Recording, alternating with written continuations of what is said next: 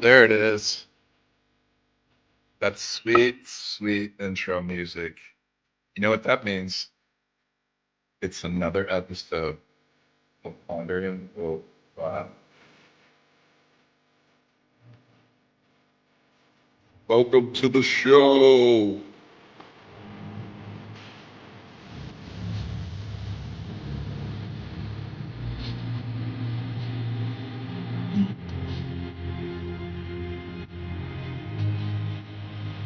Sammy, I'm going to need a little bit more feedback.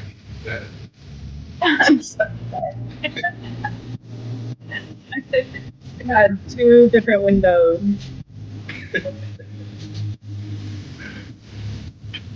Check. Sammy, are you there?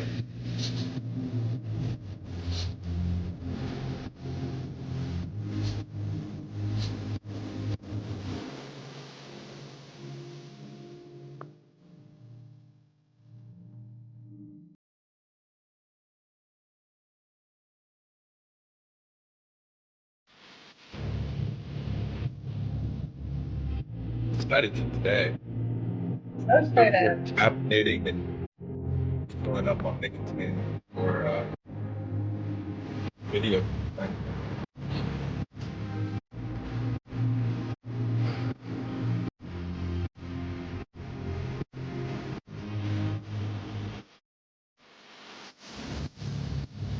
I think my food doesn't say about half.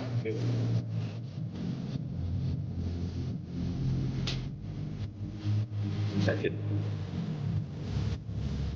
Hope you got me. Welcome to Wandering Wolf Live.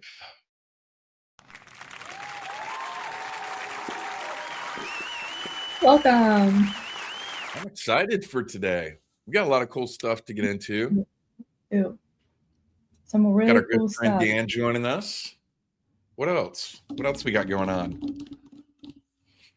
We got a Greece tour we just launched. We got a conference coming up. There's a lot of cool things happening in the ancient history community.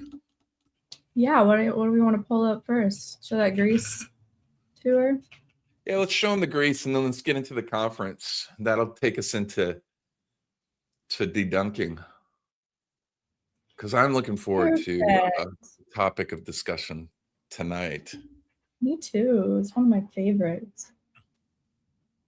Greece is live and ready for you to join.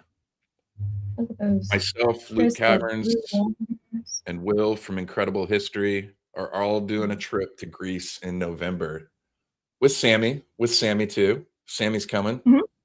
I'll be there. You know what? I have not been to Greece. Of all the places, hundreds and hundreds and hundreds of sites around the world that I've been, and I haven't been to Greece. I think that is like criminal at this point. Yeah, it's pretty crazy. I know. I mean, it's not crazy. I haven't, but I haven't been to a lot of places, so it's not crazy for me. And then conference, Quest for Ancient Civilizations. We're going hard right now because we are almost just 1 month out. And it's going to be in Sedona. And we hope to see everybody there because Scottsdale was amazing. Sammy, you were there. Dan was there. I was there. Look at that lineup. There he is, front and center. Sedona is a trip. Sedona is fun.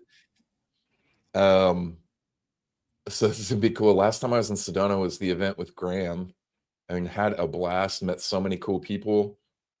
And that's really what it's all about. Everybody will get to hang out and connect, get to connect with your favorite speakers. We're going to be doing a bunch of like panels and different things like that. So with just a month out, now's the time to get your tickets. If you want to join us out in Sedona, that's going to be amazing. I hear there's going to be a bunch of little side quests too. Dan and I were talking about some of that. You know what? Let's bring Dan in.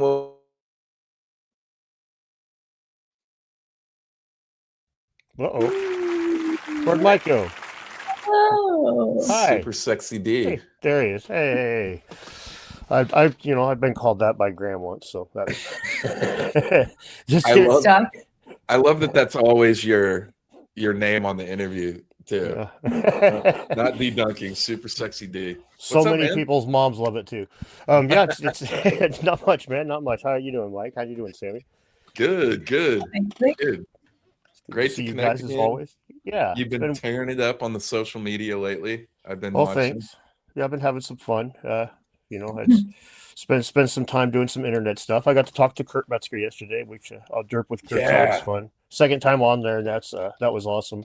And that's out now. People can go watch that over on Kurt's channel. Amazing.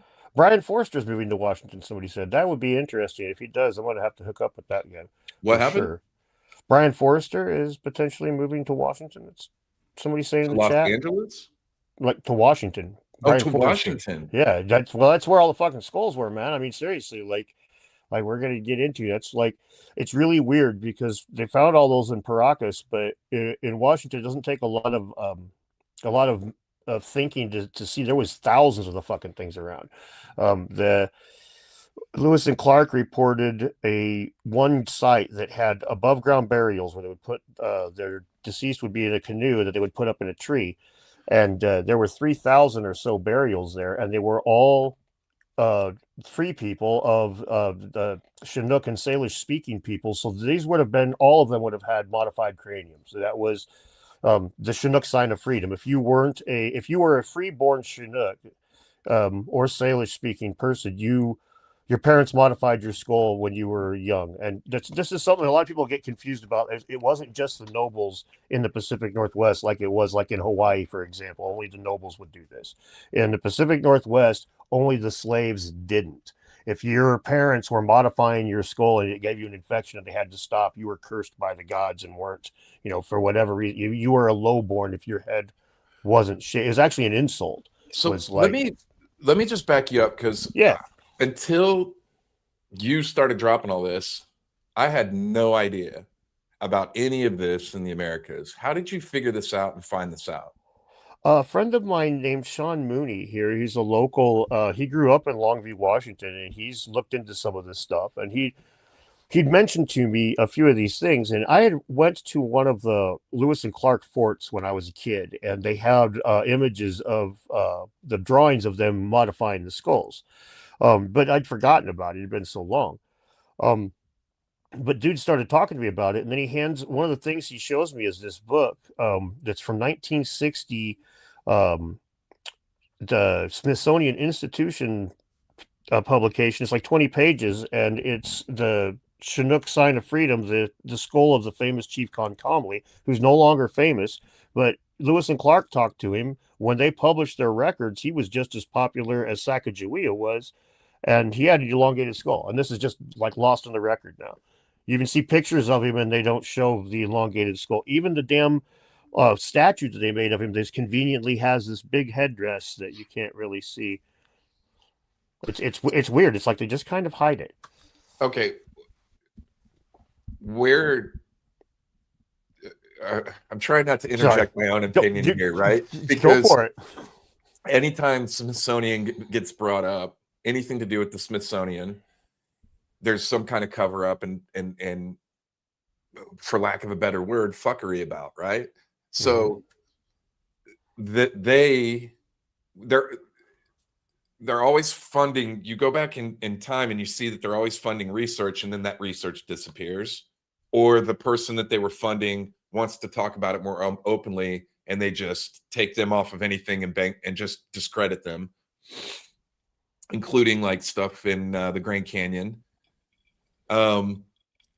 So how much of what we know comes from the Smithsonian versus other sources? Is it all just almost none of it from the Smithsonian? What we know about Concomly's skull we got from the Smithsonian because it's got measurements and stuff. But the vast majority of these things are actually actively being hidden. I showed this yesterday. Here, I'll add these real quick here, and you can pull them up. Sorry, I should have done this already. But yeah, there's not even a question at this point. It's this is a map from 1936 or 1938, and this is showing the elongated skulls around the distribution around the world. Okay, and so you go fast forward to 2016, and that's from a peer-reviewed published paper thing. 2016, this comes out. Now, if you compare those two, you'll see that Hawaii, for example, on this one's doesn't have any mention of elongated skulls. The Midwest is just kind of this small little arrow. It's not really pointed out that a big chunk of the Pacific Islands are missing. But if you go back to the other one, Hawaii's used. The Midwest of the United States is just full. The coast is covered. And if you just look at this distribution to begin with, doesn't it just scream seafaring civilization? I mean, this is Absolutely. if you look at this map and saw like the Kelp Highway hypothesis. I mean, this isn't, but it's being actively hidden from us. Again, this is they're dumbing it down. I mean, hell, this map here has Kennewick Man cited as one of the sites, and Kennewick Man wasn't even. By the time this peer-reviewed paper was published, the Kennewick Man was long known not to have been modified cranium. They hide this stuff, and I'm not really sure what the point is, but it's got to the point you can't even find images of a bunch of these, like images or even the drawings. There was a skull from the island of Nui that is 96% as wide as it is tall, which if you like fucking Stewie Griffin shit, right? It's like kids' parents hitting it with a mallet or something, right? I mean, it's like, good God. But you can't find any images of it. No, it's repatriated. And go get on Google's AI and ask it if there were any elongated skulls, if the people in Nui practice artificial cranial deformation. It'll be like, oh, no, other people did. But then I can go show you a freaking article where people are talking about it. It's just Google's AI just doesn't scrub that page. Is this all skull shaping, or has the volume been? You have the differences in skulls down, like specifically in Peru, where the cranial volume, internal volume, is larger, which isn't possible just through shaping or binding. Yeah, the ones up here were not. How do you put it? There has been basically no work done on the inside that I'm aware of. I couldn't find anything with them talking about. Here, I'll remove these things. Sorry, I couldn't find anything with them talking about how about the insides of it. It's just the exterior that they've measured, like the orbital cavities and stuff of the eyes. The Concomly skull looks to be, it could be, it might have had a little bit more, it's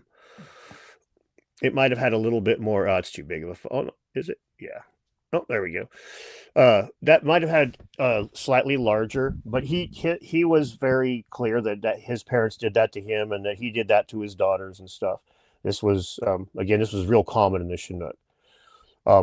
But this is repatriated and we can't find it now because it was a real problem with the Pacific Northwest. Was that when the time that Lewis and Clark showed up there was right at the same time as that phrenology shit took off. And that's that, if you guys have seen Django Unchained, when he's going off about how the skulls have bumps and stuff. So all the people that believed that the shape and size of a skull dictated your personality traits and intelligence, this was a playground, right? These guys are over there actively testing our hypothesis. So these skulls became real popular, and they got looted like fucking mad. You wouldn't believe, there's images of hundreds of these. There's images of women in black dresses on the beach like this next to a couple of bones and skulls and shit that they're like, it's the kind of thing you would think was relegated to islands in the South, but no, it was happening way back then too. This is wild. I had no idea about how extensive this was, even around the world. I mean, I know head binding is a practice all over the place, but I had no idea that this was this extensive. And the map that you showed is incredible because it does show that there was some kind of like, sharing of this practice, it would seem like, right? So are there dating of these skulls that show that further kind of highlight that progression around the world? To some degree. Really quick, I got a super chat from my mod Nick. I should quickly address. He says the only reason that they think they would cover this up is the fact that they did perform elongation. It's a question that arises: is why did they? And yeah, that is. Oh, sorry, you guys can see those ones too. I'm so sorry. I'm used to moderating this stuff myself. Sorry, Sammy. You probably were saving them all to do it one time. I apologize. No, it's great. But yeah, it is a good question as to why they did it. It's what they were emulating and who they were emulating, or that's where it really gets speculative. We really can't say. But to go back to your question, Mike, as far as like the dating goes, like there's skulls in China, the oldest that we know of, that are around 10,000 years old. There's the problem with the ones in the Pacific Northwest and whatnot was the way that the natives buried their dead up here was either the canoe style that I mentioned earlier, and they would put their dead in a canoe and raise it up off the ground so nothing could get to it, usually on an island or a big something that mountain lions and shit couldn't get to, right? And eventually the branches would collapse and the body would fall into the water and be washed away, often in the canoe. And so these got washed away, and then because of phrenology, these skulls were very valuable. And so that with Concomly, he was well, out of all the Indians on the Pacific Northwest, he was the biggest friend to the white man. And 3 years after he was dead, some white man came over and chopped his fucking head off to bring back to England, and didn't come back until like 1950 or something. My point is those skulls were worth a whole lot, and it's racial lines and everything didn't even seem to matter at that point. It was all about money. So we don't know. We just don't know.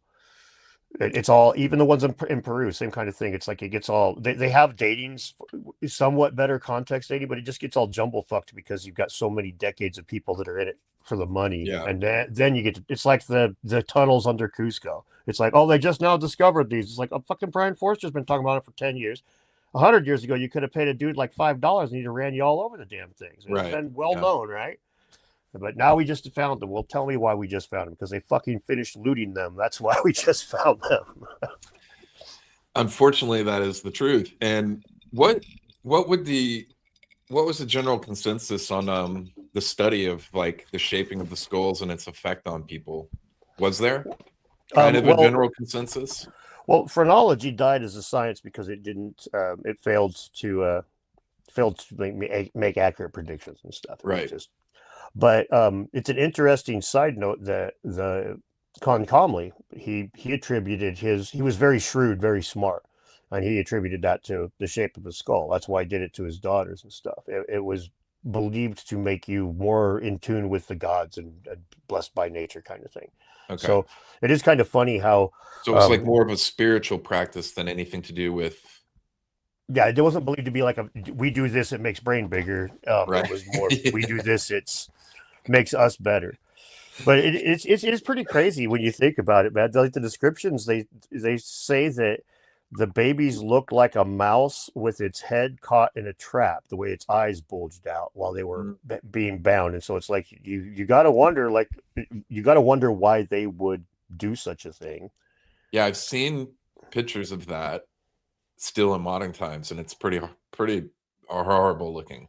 Oh man, I don't know if you can find that, Sammy, but there's pictures out there of babies with their heads being bound and their eyes just artificial cranial deformation.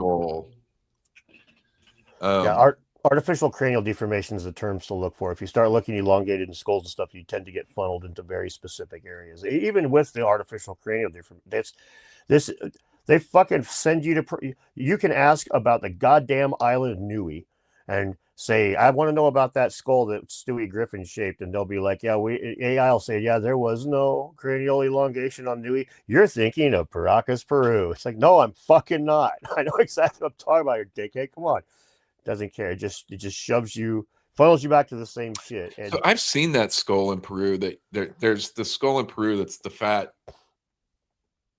round one, right? I've seen that one, and it's as odd as the others that I've seen there that are elongated. It's very alien looking. I don't know how you would shape a head that way.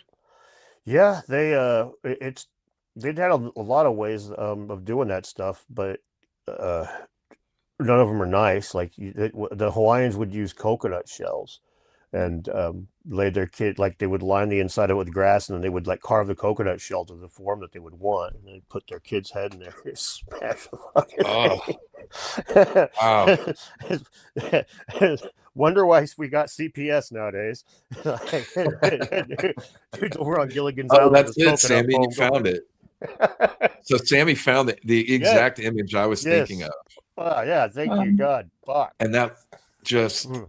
looks horrible for that child. So what does his head just grow into looks like that? he's in Oh, dude, his eyes, man. Poor baby. Poor kid. Yeah, yeah. It said the account says it was like comically hideous. That like they tried not to laugh when the child would laugh or something because it was just so like it looked insane. Like it looked like that. Yeah, I tried explaining that to DCF. Nick says, yeah, exactly.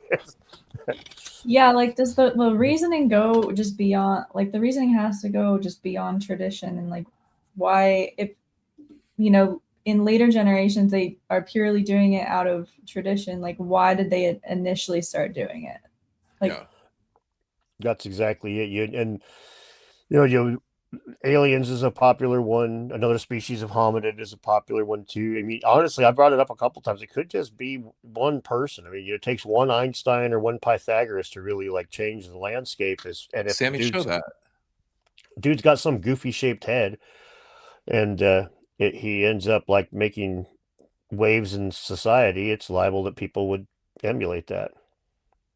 So where is this still being practiced around the world? Do we know? There's a few places in Africa, and there's a few in the islands in the Pacific, they say, but it's not nearly as prevalent as it once was. But they had a place in France that not too long ago they had to step it out. I think it was like the 60s or the 50s, the last one. God damn. Wow.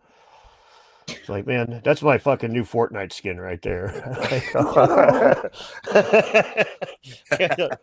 I don't know what else I'm supposed to do with that and laugh at it. Dang, dude. It's just so far. Jesus Christ. Oh, that looks like it sucks. And my kid thinks I'm mean man. to him when I don't get him enough V-Bucks. Jesus Does Christ. the brain like if you elongate your skull that much, like okay, look at this one. If you elongate your skull that much, does your brain fill that space? Yeah, That's so your what- brain takes the shape of your skull. It grows that way. So that means that this person's brain is larger. No, so you can't change the volume. That looks like it has more volume though. It Does it definitely not? does. Yeah. Is but it you like one of can't- those weird like cup situations? Like it looks like if you poured the cup into the other cup, it would be more, but it's the same. You know what I'm saying? Yeah, you can't change the volume of the skull that you're growing into, which is so this is good that you're asking this, because this is the main difference between some of these skulls that have a larger volume that have been found around the world and versus binding. So binding your skull like this isn't going to change the internal volume or the size or the overall size of your brain development. That's fixed in human biology. And so there's a difference between the skulls. Some of these skulls that exhibit features like not having the typical growth plates or ridges or sutures, right? And some that are found like in places like Peru where they don't have the typical suture lines, which is really interesting, right? I've never heard any of that be explained very well. Rebecca's That got some of the elongated skulls do not have typical suture lines. Yeah, that's that one gets interesting. Very weird. It's a lot of it's about age. It can be about age because a lot of those sutures do start closing when you get older. But then that Conley skull that I just showed you, he was in his 60s, and he still had all of his sutures. So it's this is where, you know, I joke about it, but honestly, we need some like real hard data done on this. So the thing to do, in all honesty, would be to, you know, like clone a couple of people, bind their feet and head at the same time, so you can figure out all these binding things that they did at once. And it's only half as many human rights violations if you do one person with two tests. So, and if we clone them, they don't really have any human rights to begin with. So fuck them. Just take them out to some little island, and when we're done, we'll feed them to some rich dude and call it a day. And anyway, Yeah, I mean, at this point, I think there's probably an island for that. Yeah, when Kurt asked me There's yesterday what I thought those probably skulls going to were. be Greenland, honestly. Oh God! when Kurt asked me yesterday what I thought those skulls were, why they did that to their skulls, and I said, "Well, hell, give me recent things. Maybe they were just like prepping their next meal. I massage this a little bit, soak it in some rice brine. Just, oh, it's so bad, so dark, but it is what it is." It's so bad. So bad. But yeah, the interesting thing about you're talking about the ones that are weird, that are anomalous, right? And the that's where this cover up really gets ugly. Like, all right, for example, Paracas, Peru. That's where the coolest ones come from. That's where, if you're gonna look at the ones where they're talking about the increased cranial capacity and all that, that's where you're gonna find it. Yeah. Well, the best of those best were presumably in the 30s. Rockefeller bought 4 skulls, according to records, from them for 40 grand, and brought them back to the United States, and they were displayed in the Met and in the National History Museum in New York, and eventually they were sent back and repatriated to Peru. Now, Peru doesn't know which ones those are in their collection. They're just like, yeah, we just took the ones that Rockefeller had, threw them back in the fucking pile of skulls in the back. And if you want a picture of those skulls, you can't get one. If you want a drawing of those skulls, you can't get one. You want to look at the newspaper article from when they were displayed, you can find it, but there's no photographs. There are no fucking photographs of these things that were displayed in the National History Museum and in the fucking Met. There's no drawings. There's none. And I'm going to go out on a limb and say, when they were repatriated to Peru, they never left New York City, and some other dude just bought them from the fucking Rockefellers, right, or from Peru, right fucking there. This is consistent, just like the head I said earlier with the 96%. If it's got a crazy ass measurement, or if it was cherry picked by some weird motherfucker like Rockefeller, you ain't gonna find a picture of that goddamn thing. It's GOHN gone. So how do you learn about? How do you find the records of the records? Do you find people talking about it? You find in the history of the Paracas stuff, for example, they were basically getting $300 a year to preserve 600 mummy bundles, and then all of a sudden they got 40 grand, and it's well documented. And Rockefeller came back with 4, and that's well documented, and they were displayed. That's well documented. But you want the pictures? Sorry. The skull from Nui that had Stewie Griffin's skull, same thing. Just like there's the measurements, we wrote about it, but the pictures and stuff. And here's the best part. Here's the smoking gun for the conspiracy. These universities still have the information. They still have the photographs. They still have the writings. They still have the drawings. You can't have them. And it's like, why? Oh, well, it's an indigenous thing. None of these people want you to see the drawings of their natives, of their ancestors. Have you reached out to anyone to try to at universities? I've emailed a couple of universities, but to no response. The tribes are going to be even more. It's going to take kid gloves with the tribes, because the reason that we don't have them, they were stolen, like I said, wholesale. So like Conley's skull was repatriated. Well, it's not in display, and for some reason the tribes won't tell us honkies where the fuck they hid it. Fool me once, right? They don't want us to come back and steal the goddamn thing a second time, which is honestly a legitimate concern, not because we're white.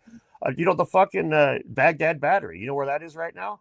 Nobody does, except one dude. When it was the last time they opened up that museum, it got stolen. Yeah, look it up. They fucking opened up the museum and did some shit, and it fucking disappeared. Duh. Let's Sammy, let's bring up word of mouth. Just dropped a couple comments on here. Let's address those real quick before we get too far ahead.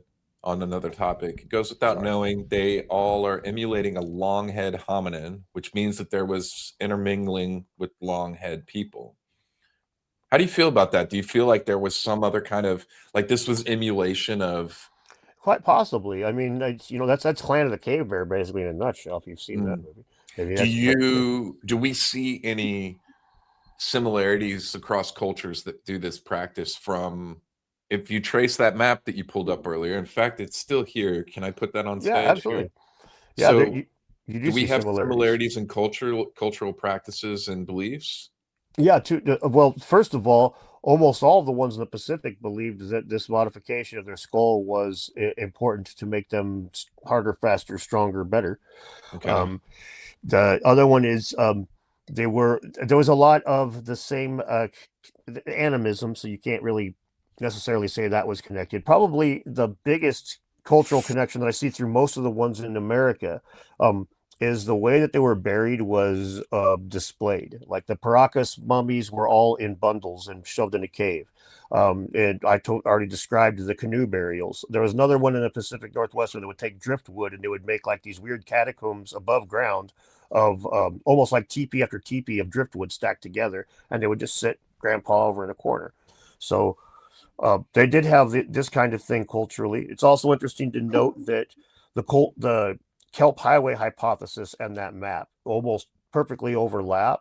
And the candelabra of the Andes is right there by Paracas, Peru, right? So the idea, the candelabra of the Andes is visible 12 miles out to sea.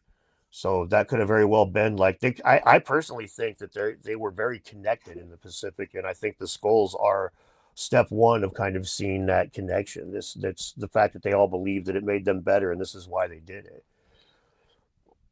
But yeah, if you look at the Kelp Highway hypothesis, man, it goes right along that fucking from the Bering Bridge right down the entire west coast of the U.S., just like either one of those maps. What was the next?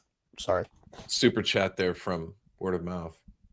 Well, I'll bring it up, but also okay, so if they were emulating a long head hominin, like a separate human species of some kind, like that almost is like we see that represented in super ancient artwork. I mean, what was it with on megalithic mysteries? We recently had someone on that showed us the elongated skull Egyptian hieroglyphs. Derek, Megalithic Marvels. Yeah, thank you. Okay. Yeah, Derek showed us that, and it's, I don't know. Dan, that's have you met like Derek? if they're emulating something, then they're emulating something that existed that could have existed much longer ago. You know I don't think I have, but I don't think I have actually. I do agree with what you're saying, though, Sammy. I do think that it traces its way back. And I think that's why there's a certain point where they don't want, in my opinion, there's a certain point where the skulls are just, we can't see these. They don't want us to look at them. Yeah. That's why it's the museums that are keeping them under lock and key, by the way. The tribes that aren't the one. They say, we don't want you to look at them, but it's museums that are doing it ubiquitously. All the entire Pacific, from Maori to fucking Hawaii, all of them are supposed to have the same beliefs according to the museum curators, which is crap. But yeah, they're hiding it. And I think that is part of kind of the whole like mystery of the past. I don't get too crazy with the conspiracy side of stuff, but there's definitely, the more I look into this, there's definitely something going. There's no secret that Baghdad battery got snagged, and I'll tell you what, they ever fucking renovate the place where that anti-Kithra mechanism is, that thing's going to disappear too. Guaranteed. So have you changed your mind yet on ancient technology? I mean, not really as far as high technology. No, yeah. I think more of. I just think that the past was more. You ever read any of the old Conan books? I mean, I'm not going that crazy. Yes, I love that. I grew up on it, reading all of the Robert Howard books. There you go. Yeah, the world was connected, in my opinion, in a way. Hyperborea and all that. Word of mouth guy says, which means who were the long-head people and did they build all the shit? Not Dan's wheelhouse, but the fake mummies got those too. The reptilian stone figures. have elongated skulls. I think he's talking about the tridactyl ones. Okay. Yeah. Where are you at on those? Well, it's unfortunate. Peru's got a lot of problems with corruption in archaeology and stuff, and they don't seem to just be letting everybody put their little dick skinners on. You have to be the one of the cool kids, and that be in the club. Yeah, and that I don't mind it if it's like you got to have. I do mind it to a degree if you've got to have the letters next to your name, but it's like not only do you have the letters next to your name, but you got to be one of the right ones. Otherwise, we're not going to let you have the data. That's when it's like alarm bells go off, right? Mm-hmm. Only the true believers know how to evaluate the words of the Bible. It's like, yeah, fuck off. Gatekeepers. Thank you, Scott. Greetings. Have any elongated skulls been found in the Grand Canyon? And what do you think they are hiding in the Grand Canyon? I am not aware of any that were found in the Grand Canyon, but they are definitely hiding something in the Grand Canyon. And if they're going to say that it's just some sacred Native American site, dude, you're gonna have to fucking pull the other one, dude. I live in the Pacific Northwest. You can go talk like that to somebody who lives in Oklahoma, and their tribes all have, they just look like another city. But out here, man, no, dude, no. There's sacred ground gets trampled all the fucking time. You don't believe me? Go look at Mount Rushmore. I ain't fucking buying that crap for 1 second. It's that was a treaty that was violated, right? Now, and if you look at how that went down, right, with the whole Black Hills thing, it wasn't like the United States government was like, we're going to break this treaty. They just kind of got stuck in because all the settlers started showing up and going up there to mine gold. And it was either protect them or let the Indians kill them all. So they started protecting the settlers, but then they were like, fuck it, drive the truck home, carve our faces on the side of this damn thing. And, so yeah, I don't buy that. This little area over here has got a little sacred Indian side. There's something definitely goofy with it, but that kind of stuff, man, you could get speculative as you want about it, but when they hide something, it's almost like it's almost worse that they hide it because your imagination goes nuts, right? It could be nothing more than a freaking place with a gravity anomaly, but we're all thinking it's got Area 51 or some wild shit, right? Or Egyptian artifacts in the Grand Canyon. Yes, that's a big one, man. That is the big one, isn't it? Well, it's really odd that all those peaks there in the Grand Canyon are called Temple of Isis. They're all named after Egyptian places. Are they really? Yeah. I didn't know that. So, yeah, you can. You know what? Just pull it up on a map, and we can show everyone here. That'll be good. I'm gonna pull up the last. Super chat. Where are we at? From Nick here. I've got one. If you look at certain populations around the world, interbreeding, perhaps generations of interbreeding created.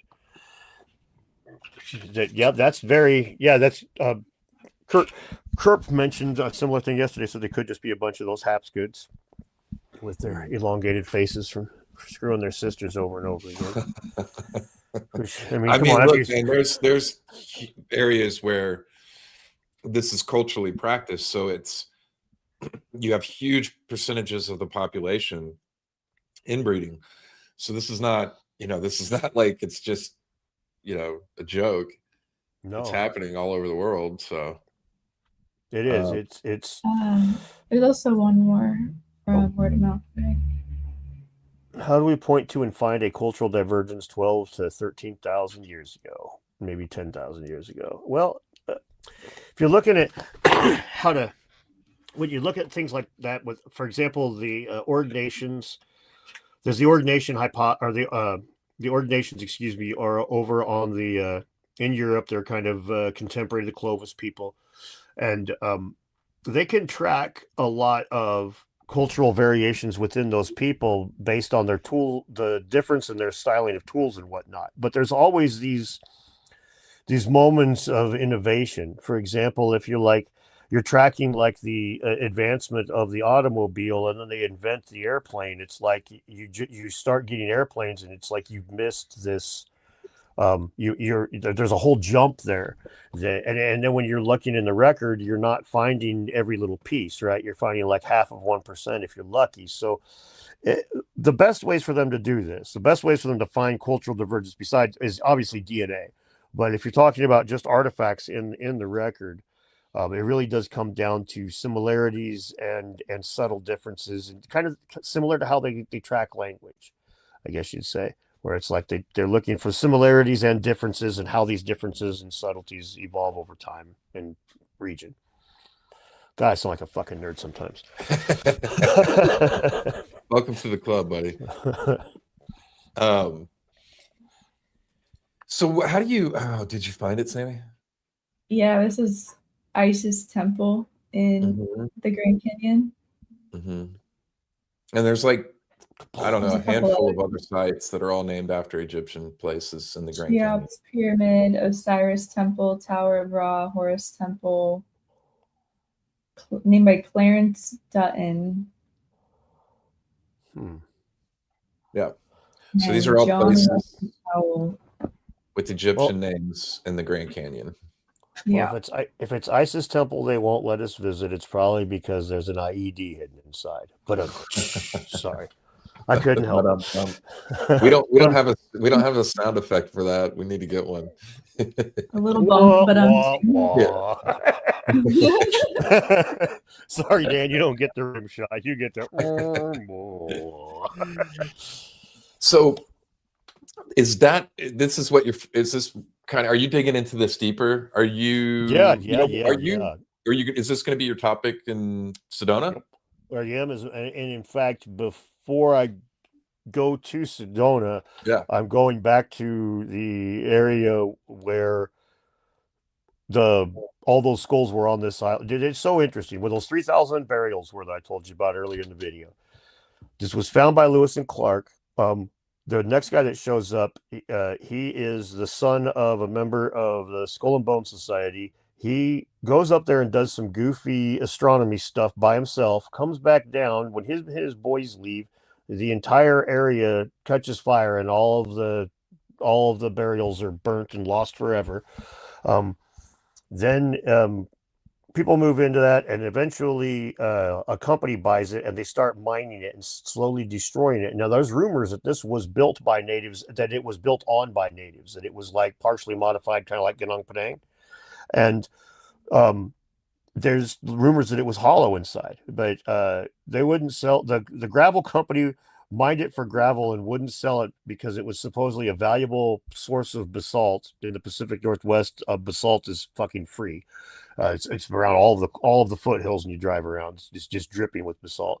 And when they finally did mine the whole thing away, it's gone completely now. You can't get to that area still. And the gravel was used to pave the streets of the town of Longview that was built by R.A. Long, and this town of Longview is shaped like a fucking pyramid. If you pull up the town of Longview's the map of the town of Longview, Washington, and you can see it. It's just a pyramid, and it even has a little focal point coming out of the top with a little circle, like little cul-de-sac. It's so fucking goofy. Planned community. Sammy, are you doing that? I want to see this. This sounds really interesting. It's so goofy, and it's like the whole area is just weird.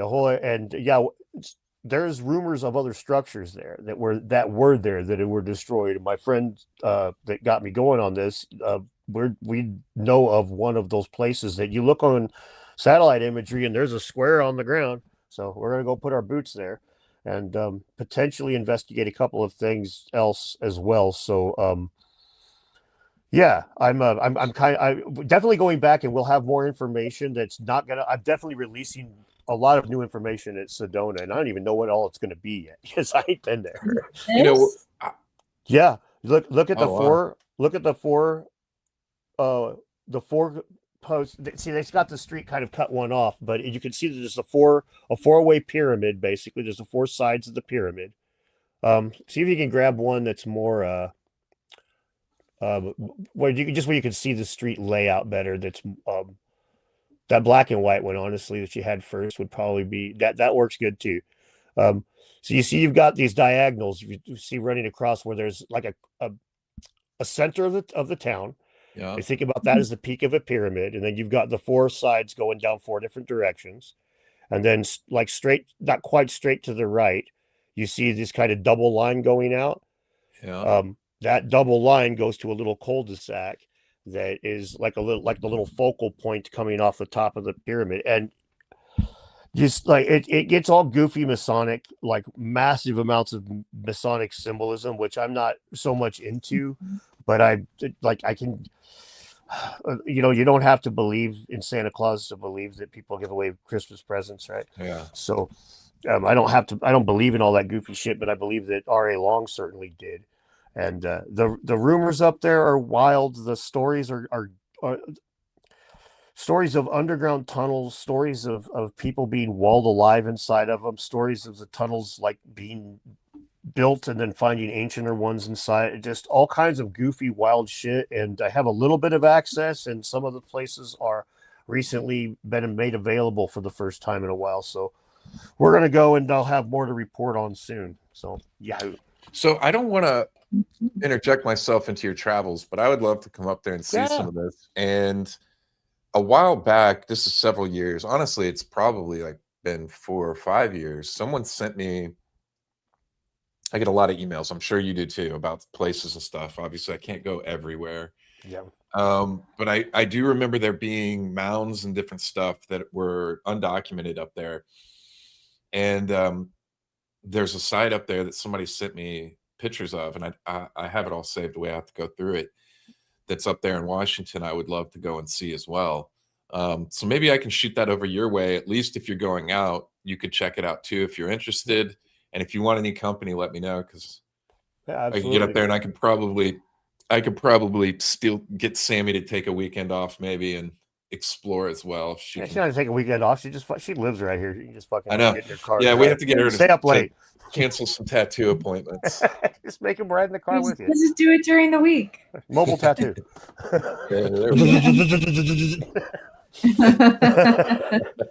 It's part of the experience.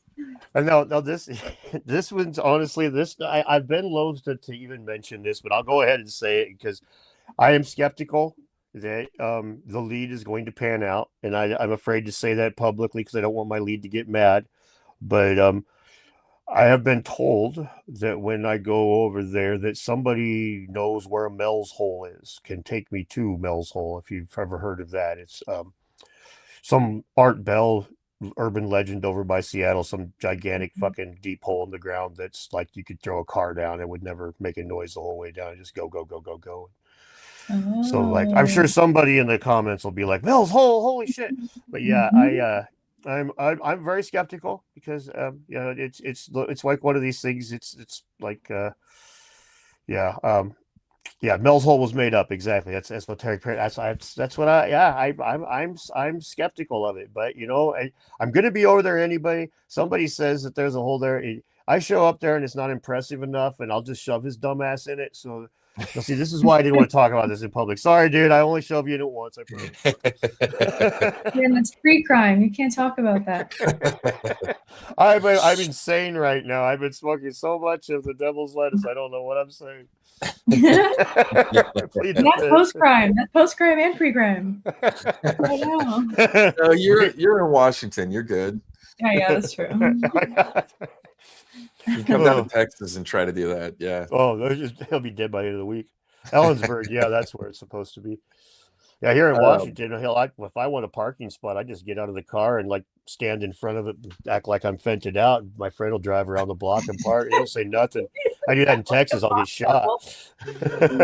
You just stand there on the side of the road and go, nobody's gonna. You got at least 10 minutes before anybody gonna say a fucking word. I will say this: it depends on where in Texas you're at. I'm in Austin, and it's a bit. Austin is definitely more California vibes than the rest of the state. When I was there last time, I went out to some bars on 6th Street. When I was coming back to my hotel, yeah, Knucklehead, I was with you. Yeah, you were. And then when I was coming back from, but then when I left, night. It was my last night there. Yeah. But I went back to the room. It is late, and there was some girl walking down the street, and she just goes, shows me her bra as she's walking by, and it was clearly advertising. It wasn't like she's saying, "Hey, do you like my boobs?" She's saying, "Hey, how much do you want to rent these for?" And I only had $1.65, so it was only about 20 minutes. But you know, hey man, that's 6th Street down here, and if I imagine you had fun on 6th Street because I've been around the world, and there's nowhere else really that compares to 6th Street in Austin. It's insane. Yeah, I had a good time. It's just like 2 miles of nothing but bars on either side of the road. Just you can walk till you're out of breath, and it's nothing but bars. And it's the streets are shut down, so you can walk through it without getting ran down. over. It was one person, like I went to I can't think of the name. I went to Liberty with you, obviously. There was one other place that I went to a bit, and they had what the bartender recognized me the first night, and then when I went back there the second night, there was a lot of transgender people that went there. I never had so many transgender people want to talk to me favorably about Joe Rogan in my life. It's like up here in Spokane, I'll get yelled at for it, but they're like, "Oh man, I loved in Austin, in 6th Street." Yeah. Fucking it was I wish I could remember the name of the bar, but it's all I'd have to look them up. I follow all these bars that I go to on Instagram so that I can remember when I go back. I've got a way to experience each town's blue collar life. Is you go to the town and you look up a dive bar, and then you look for one that's like 4 stars, because if it's 5 stars, it means it's a sports bar. It's not pissed anybody off. You got to have something where there's at least like one person getting beat up, or a mouse in the corner, or something where somebody's woman was just like, this place bartender like cussed them out, or thank you. So when I show up there, I'm not getting all the meat market shit. I want the dude that just got off work that's sitting there. He comes here every night. That's Then you experience Austin, right? Technically, there's still a handful of bars that technically I'm not allowed in here in Austin from my younger years. They don't, wouldn't remember. They don't recognize you. Yeah, they don't recognize me anymore. But I've never been 86. Oh, what's that? I've never been 86. No, yeah. I've never been 69. So what do you do?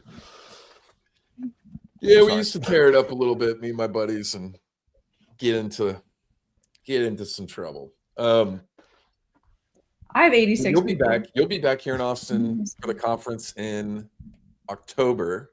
Yes, sir. So we'll have to make a real night of it instead of just to hang out like last time. We'll have to make a real night of it, which is not hard to do. I don't really drink anymore, so you get 3 craft beers or 3 whatever, anything over 3.5, and if I have 3 or 4 of those, I'm done. Beer's so strong now. I can't even just have a beer I can't have one beer without catching a buzz. It's like 8% alcohol now. It's like, you should try the weed nowadays. My God, man. Bro, no. No. I can't do it, man. Instant anxiety attack. And my dad tells a story about when he was in Thailand during Vietnam, and some dude was talking about how awesome he was at smoking weed, and they smoked some Thai stick with him, and he was about 20 minutes later, well, man, I am losing my mind, and I ain't never going to get it back. We've all been there, man. The 20s was great. Not the 1920s, but probably. I don't think I've ever done anything overseas either. I've never. Yeah. There's a lot of places where it's, I'm like, I'm not going out at night. That's crazy. This is crazy to do that here. About the only thing I would do overseas. About the only thing I think I'd do overseas would be like exactly some lady dude, like Guillermo said. Oh, that's the only thing you'd catch me doing overseas. One of those Thailand boy girl things. just so we know that you didn't just drop that out of the blue. Probably wouldn't even know. It's pretty convincing. Oh man. Yeah.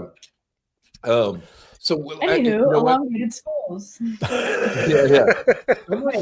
Someone made a comment earlier, way earlier in the show, about the possible connections, or it's had my brain thinking this whole time, because they're talking about how it's illegal to dig up mounds in America. So even if you own the land, if it has a mound on it that's been identified, it's illegal to dig it up on your own property. Yep.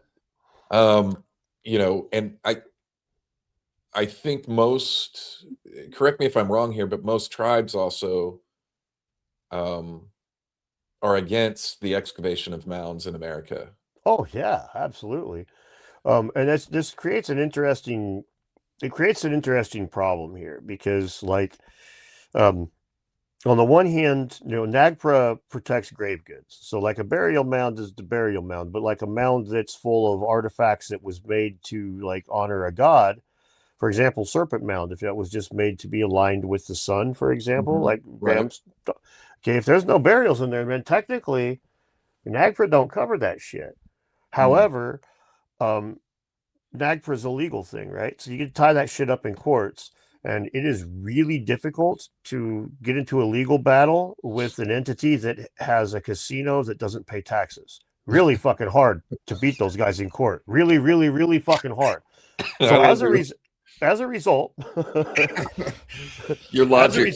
Oh well, thanks. It's the truth, though, right? I mean, and as a result, what you got, I know I have a friend that had worked in mines for about a decade.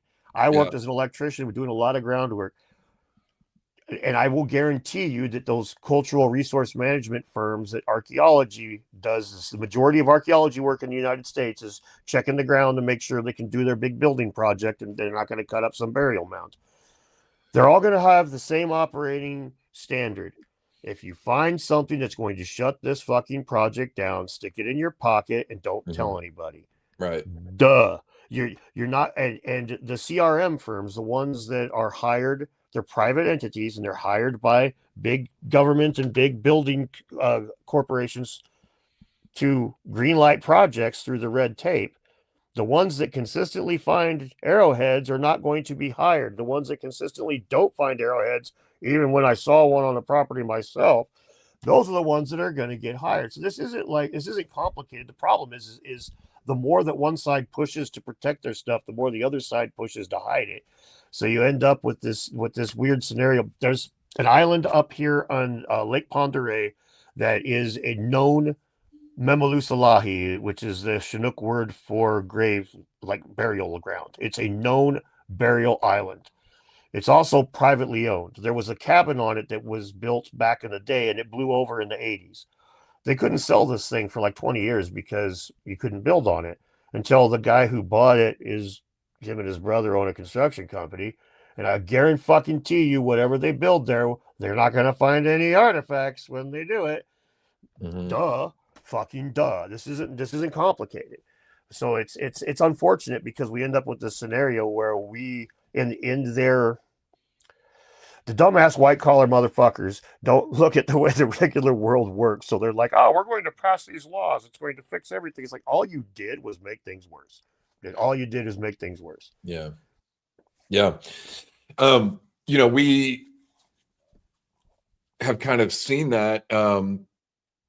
We have international companies working in America that are known for doing some of this stuff. The Rio Tinto company secured the contract in Montana for excavating on BLM land up there, which was potentially could affect parts of the Sage Wall and different areas and sites up there. Right now, Rio Tinto is a multinational company that's done a lot of work in Australia and has destroyed hundreds of sites up there. And have basically moved through Australia, dynamiting stuff and asking questions later, looking after, right? So it's like, we've identified this site. We don't do any search. They go out there, dynamite it, blow it up. If somebody figures it out, then they have to stop or whatever. But yeah, they blew up some cave that had like evidence of human habitation dating back over 40,000 years and have destroyed hundreds of sites. Well, they're the ones that secured the contract in Montana for mining minerals up there.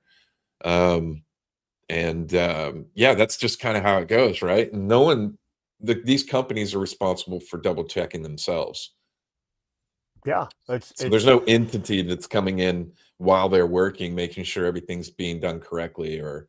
Well, they get like here in the States anyway, there are some sort of like they'll do some sort of inspection-y type of things, but I mean, it's so little. I jokingly, when archaeologists online will argue with me about it, I compare it with internal affairs with the cops. And they're like, oh, we've got these things that make sure that everything. Oh, yeah, same with the cops. No problem. No problem with police brutality. We've got internal affairs. What the fuck you mean? We don't do anything wrong. We got IA. We inspect our own. And fuck you. Yeah. And again, this is that white collar. I'm not trying to be an ass about it, but it seems like the people that I know that think this way tend to be they're the ones that really don't like. They walk around the homeless people downtown and feel sorry for them, and I just look at him and I'm like, yeah, that guy's a fucking tweaker. I still feel a little bad for him, but not the same as they're like, oh, that guy made some horrible life decisions. It's like, no, dude, that guy made one bad life decision. He just keeps fucking making it.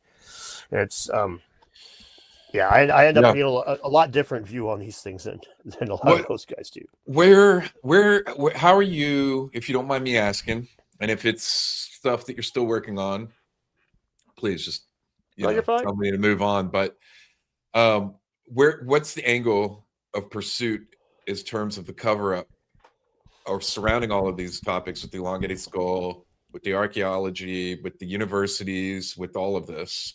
How are you tackling that? Well, the first thing I wanted, when I put my video out on it, I want people to, when you find information about this, like send it to me, especially like, we know that they, like I've got that book, The Chinook Sign of Freedom, from the Smithsonian. It's not available online. You can't find a PDF of it or any of that stuff. There's a lot of these records of sailors and explorers that would talk about witnessing cranial modification or seeing the bones of that. That a lot of times these are, you'll have an expedition that goes like Lewis and Clark's expedition. You get the letters of Lewis, you get the letters of Clark, and you get a couple of other dudes. But there's a lot of literate people that wrote diaries on there that we don't really hear about from as much, right? It's the same research bias you get with anything. If somebody's talking about the Great Pyramids or talk about pyramids, you get the Great Pyramid first. It's Lewis and Clark expedition, you get Lewis and Clark stuff.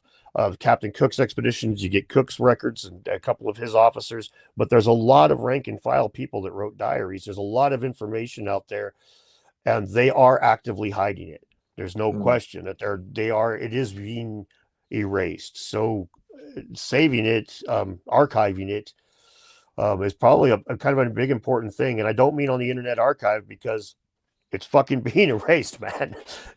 It needs to be places that they can't touch, that are our hard drives and personal. Yeah, what was all that information released recently about Wikipedia and how corrupt it was in terms of like, I'm not remembering exactly what that was. I remember. I don't remember all the details, but it was already telling me what I already knew. And usually when I see confirmation bias stuff, I either resign myself to dig into it, or I just nod my head and don't look at it hard. So I didn't read it. I already knew from digging into John Hoops that Wikipedia is a cesspool of academics that are in there trying to battle pseudoscience and bullshit, everything wrong think, which, I mean, yeah.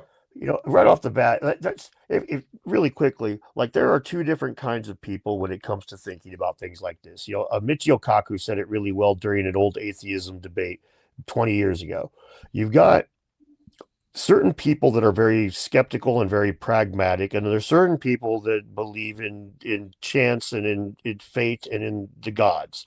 And you could say that this is, it's modern, but I will guarantee you that if you went back to the Roman soldier times 2,000 years ago, you would find some Roman soldiers that were like, there is no God. I was there at that day at the battle, and he wasn't fucking there.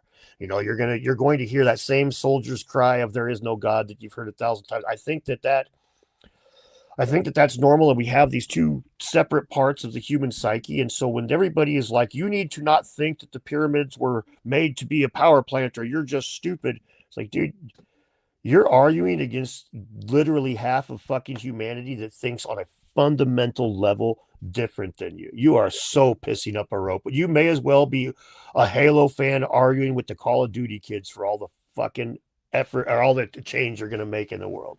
It's nothing, but people have a hard on for it. I don't know why. Anyway, sorry. Soapbox down.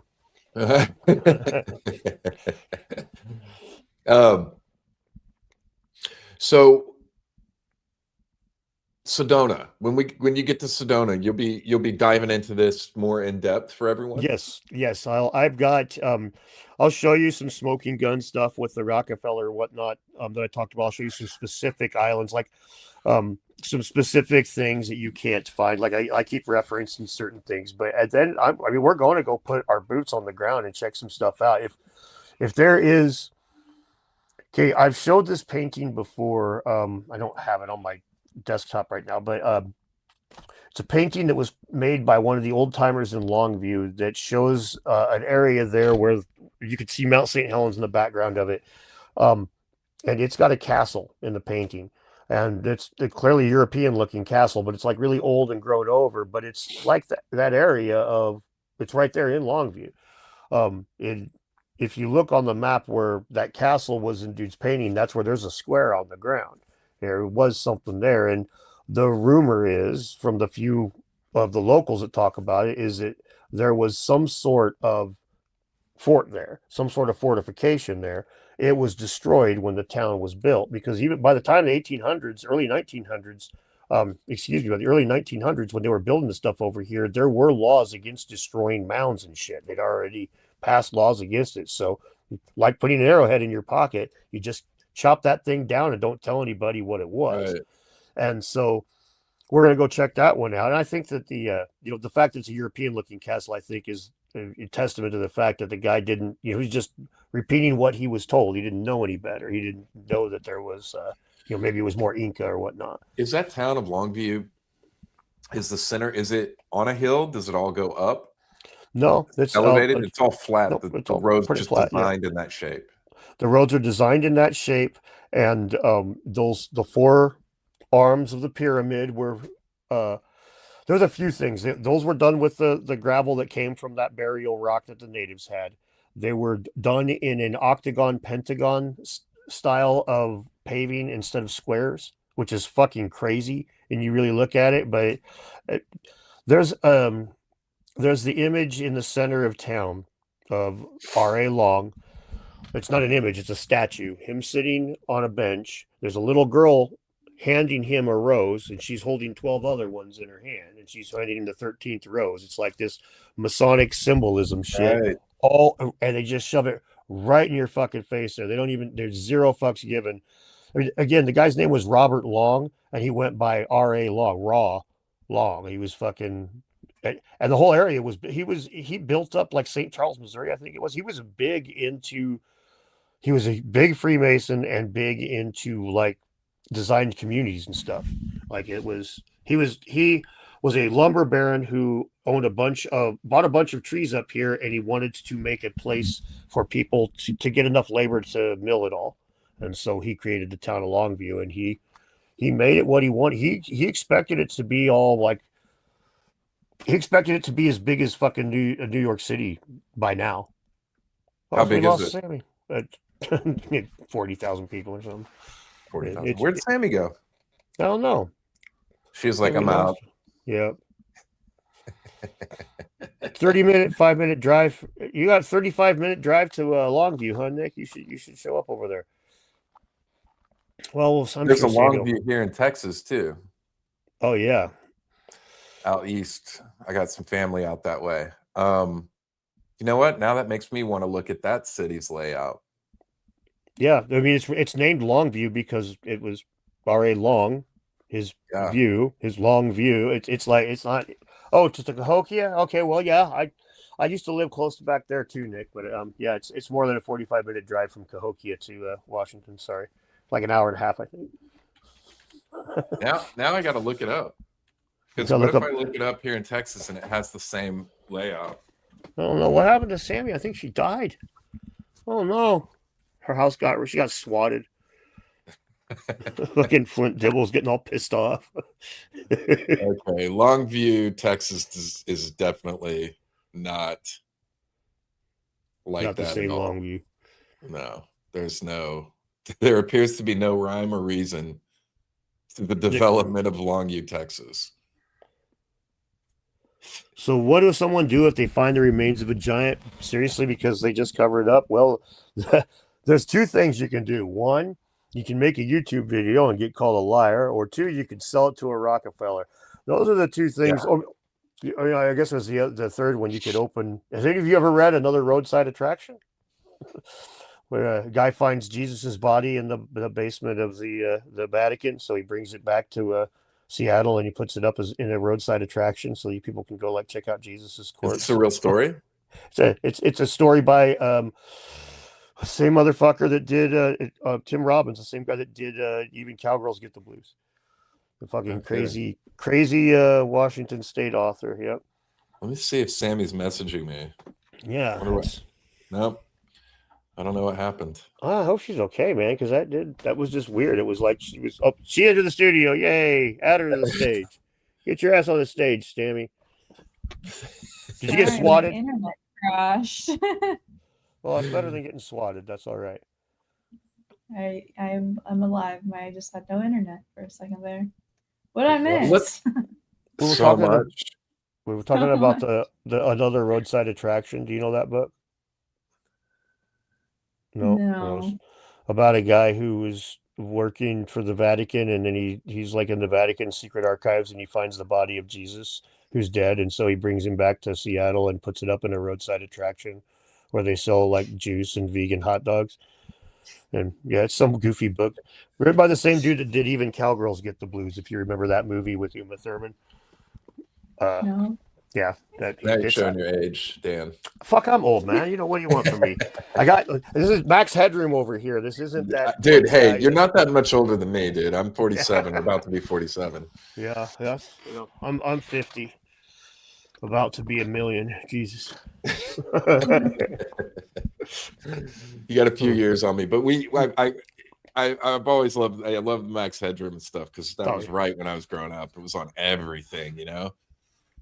It was that was, and if you watch the TV show, honestly, it's so ahead of its time. Like they've got a military faction in one of the episodes that does all this damage and terrorism, and strictly with the intention of making a show. It's not to destroy anything. It's just to like the whole thing is TV networks own the world and control governments and everything else. And it's so, I mean, we don't use TV networks nowadays, but you tell me that YouTube is China's bitch or China's YouTube's bitch. Hey, go on. Okay, we know who butters the bread nowadays, right? It's crazy how the world is so similar to that. Yeah. You know, the 80s, man, that was, I don't know if it's just nostalgia or what, but it just felt like just a really fun time to be a kid, you know? It was. I love the 80s. Oh yeah, Sammy's like, yeah, it was pretty good. Yeah, no. Yeah, what are you, Sammy? About the 90s, though. What are you technically?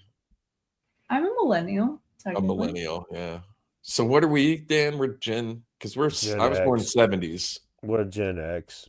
Gen X. We're the people that we're the beginning of not knowing. We don't know what we're gonna be, man. You're like that, you're like younger Gen X then?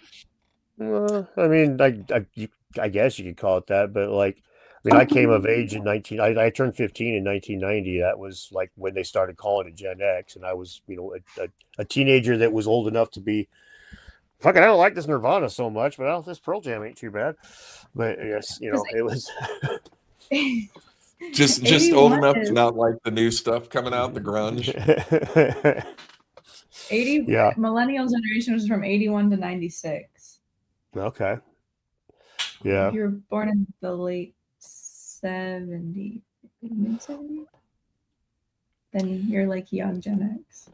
That was like the Coke and Pepsi wars. You still had stuff like Miami Vice and neon lights on everything. Max Headroom.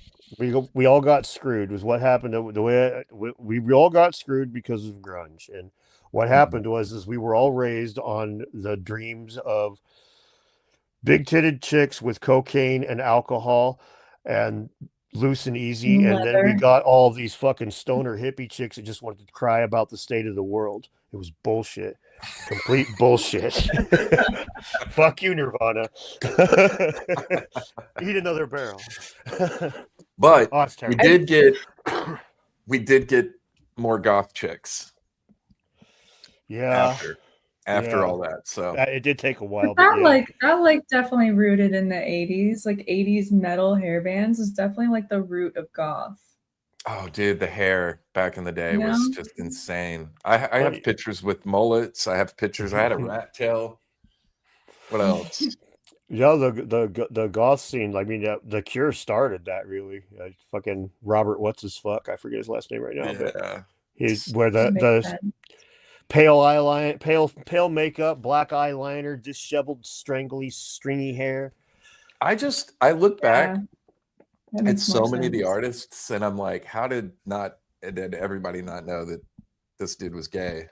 Oh well, dude, Like, you. wasn't talked about, or it was like it was normal because they were saying that their songs were always like they were talking about a chick, but they were talking about a dude. Oh man, it was. The funniest of all of those was George Michael George Michael. when he died and people were like, "Oh, George Michael was gay." It's like, yeah, don't Yeah, dude. wake me up before you go, and he's fucking singing it in bicycle shorts, you bonehead. What more do you need? It's just feminine. Dude. He's just in touch with his feminine side. No. Yeah. He has people touch his feminine side. I ain't fucking buying this for a second.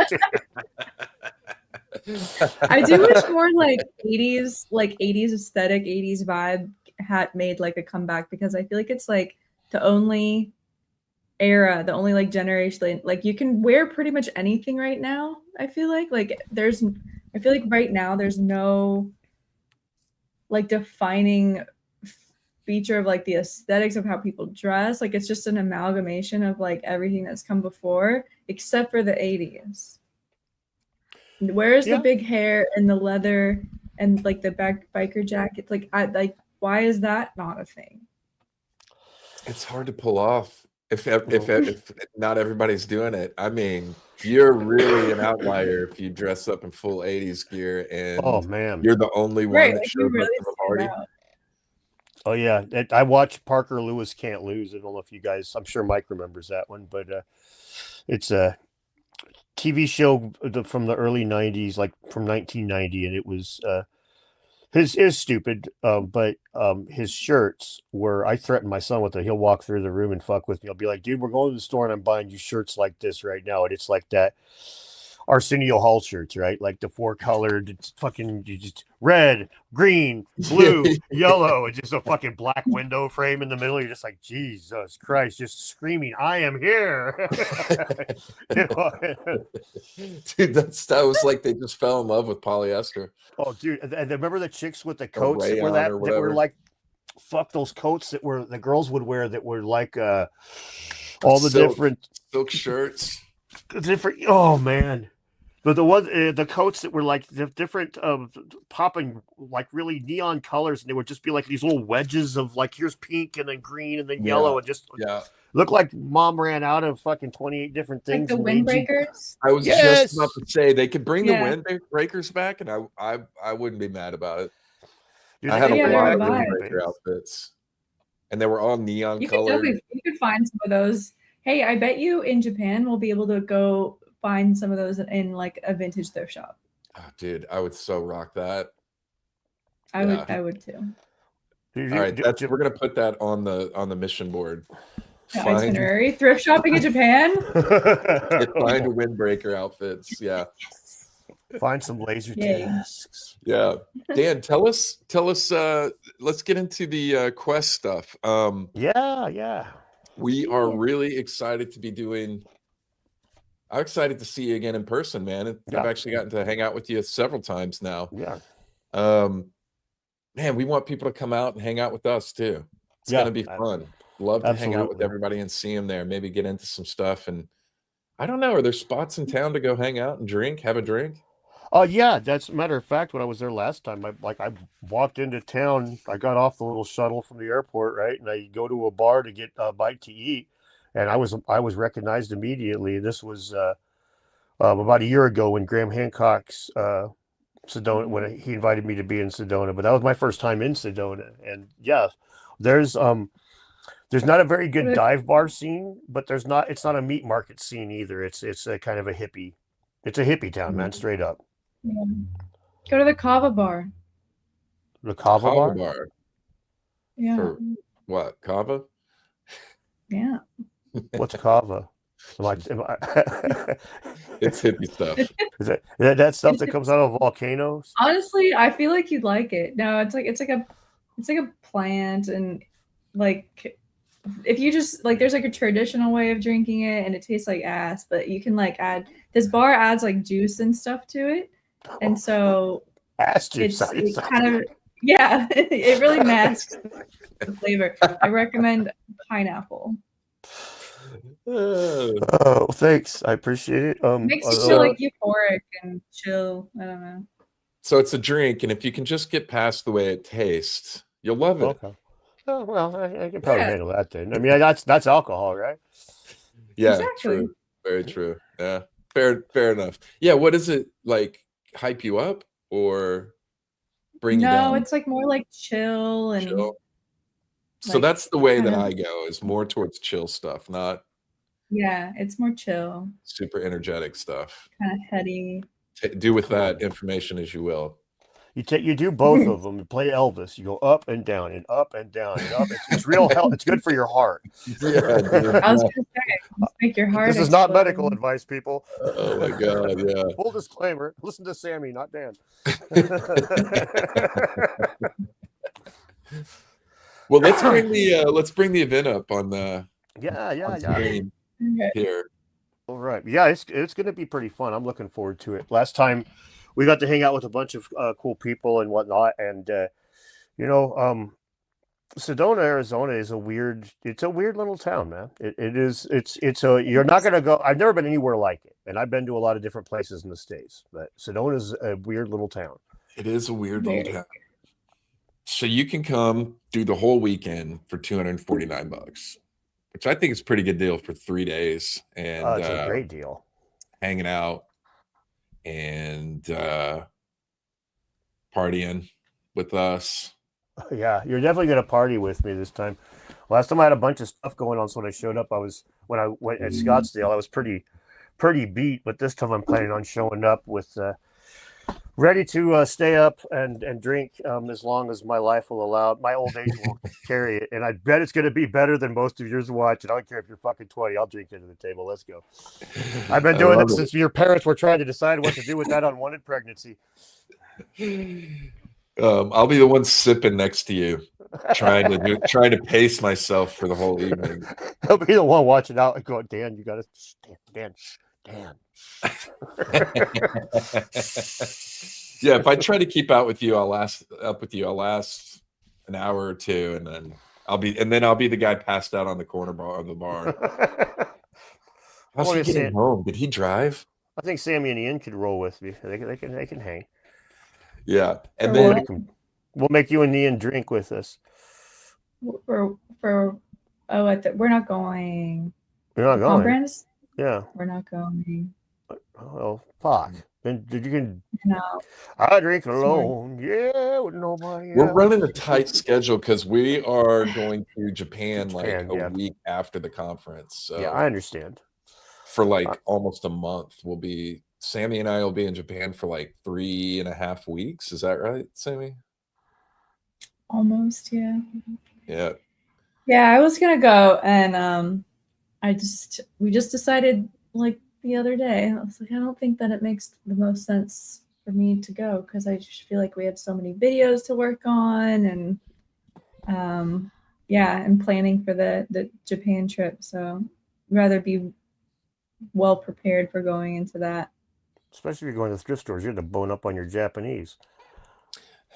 I know. I'm one of those AI Japanese language things. I keep getting ads for them now that I'm looking up stuff for Japan. I can only say a few things in Japanese, like "Hapa o sui ni ikimashio" means you want to go smoke some weed, and "Abasure desu ka" means "Are you a hooker?" And these are the important things that you have to know. Yeah, the only things you need to know. Well, man, I am really looking forward to seeing you. And Do you have presentations and stuff when you're there too, Mike? Are you gonna be babbling about a bunch of stuff, or are you doing all the organization? I know you're doing a bunch of that side of it. So been helping there, and then I may host some panels. But yeah, I've had so much going on with the tours and different stuff. No, I won't be doing a full presentation. Okay. So they're just, yeah. But I think I'll be on stage with you guys. We're trying to get the panels all situated because we're trying to get a bunch of us on stage together for the audience to see us all hanging out and doing audience questions and engaging and stuff like that. So making it a little bit different so people feel more involved. And I think it's going to go over really well. And then having the time for the evenings to hang out and do stuff socially so we can all spend time together with everyone that's going to be there hanging out. So we hope you guys, let's drop a link in the comments, Sammy. And if people want to head over, we're going to post that to all channels right now.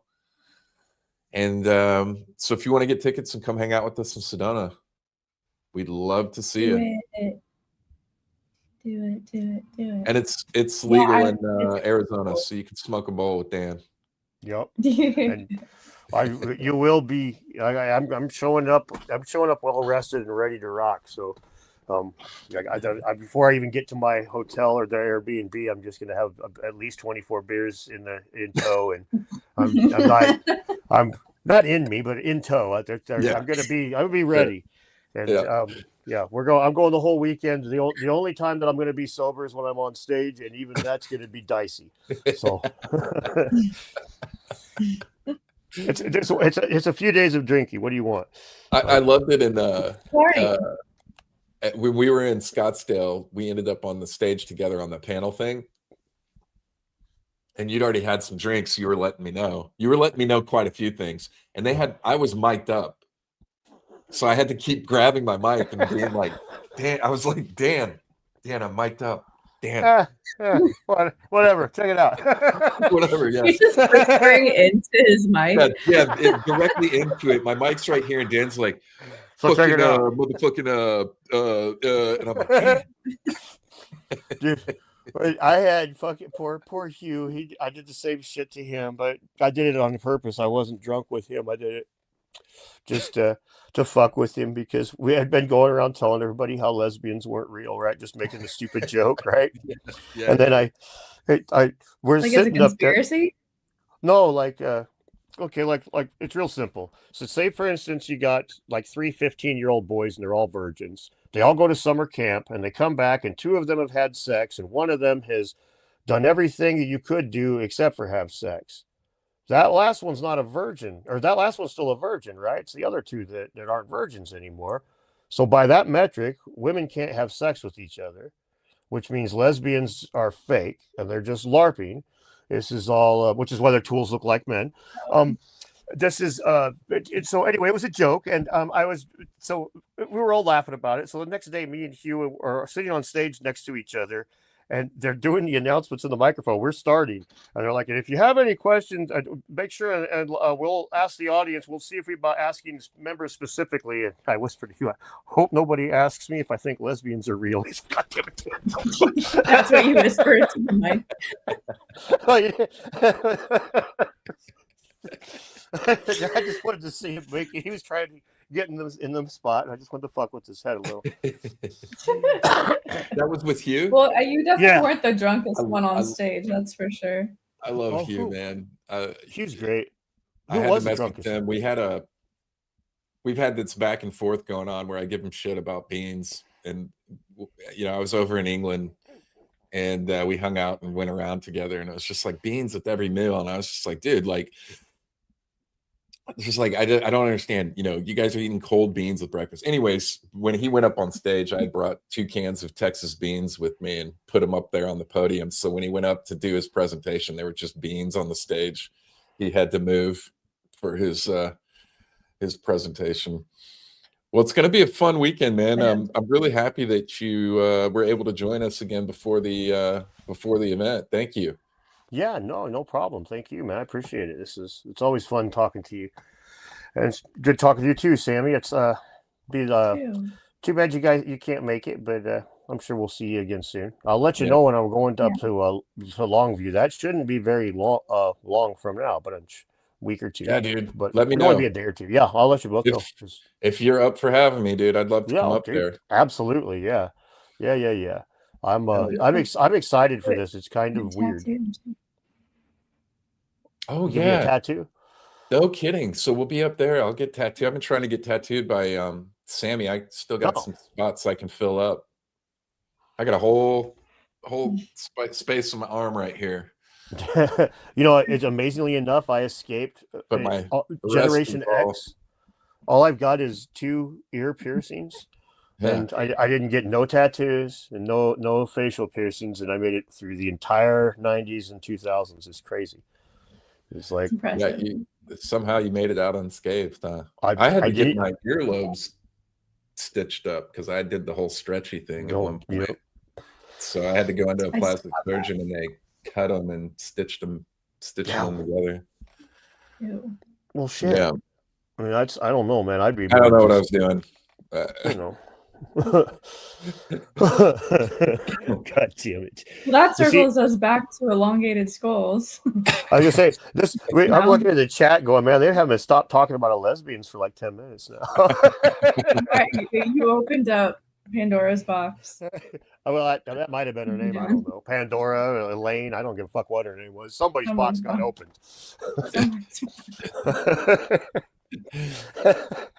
Well, took Sammy a minute. No, I got it. Okay. So did Pandora. I hope everybody can join us in Sedona. It's going to be a lot of fun. If you come out, you can hang out with us. Dan said he'll buy you a beer, all of you. All of you. I'll buy all of you one beer to share. Everyone gets 24 beers. Everybody gets 20. It's a very giving person, so make sure you remind him of that when you see him in Sedona. I have brought a bunch of beer to people before at these types of events where I just kind of wander out with a bunch of beer in my hand in North Carolina. I sure did.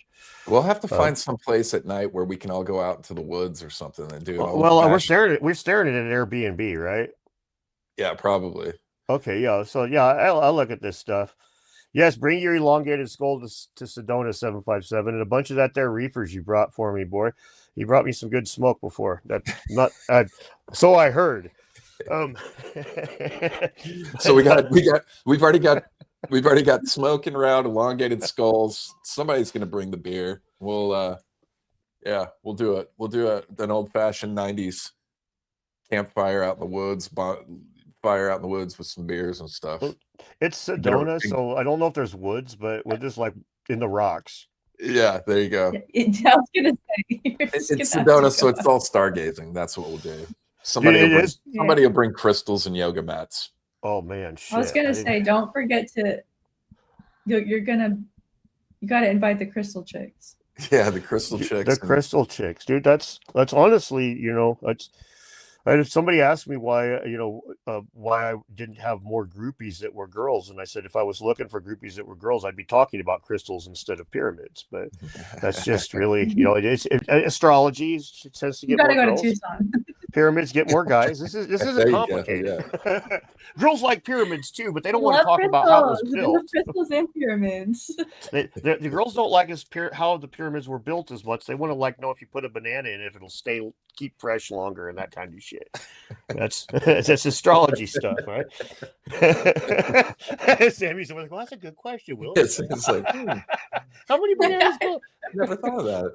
No, they used to sell little plastic pyramid things back in the 90s. Little plastic pyramid, like kind of like a bread basket, like a bread bin to store fruit and stuff in, supposedly keep safe. And the trick with those, call me crazy, but I'm going to go out on a limb and say the trick was putting it inside of a plastic container that you closed, kept shit out of it. I could be wrong. I'm not a scientist. It's the shape. I think I'm going to go ahead and nominate this as our message of the entire stream, and we'll leave it there. Yeah, is that the new title? Crystal Lesbian. Dude, I'm checking fucking Netflix right after we get off here to see if this exists. I'm changing the title of this video on YouTube to Crystal Lesbians with Elongated Skulls. Oh, fuck. Perfect. Thanks, Dan. I appreciate you coming on, man. We'll have to have you back on again soon. And let me know if you are down for having me come up. I think Sammy and I would love to join you. I will hit you both up very soon. Thank All you right. so We much. hope I really to see appreciate everybody it. there in Sedona, and thank you guys for tuning in. Everyone, take care. Thanks so much. Bye-bye.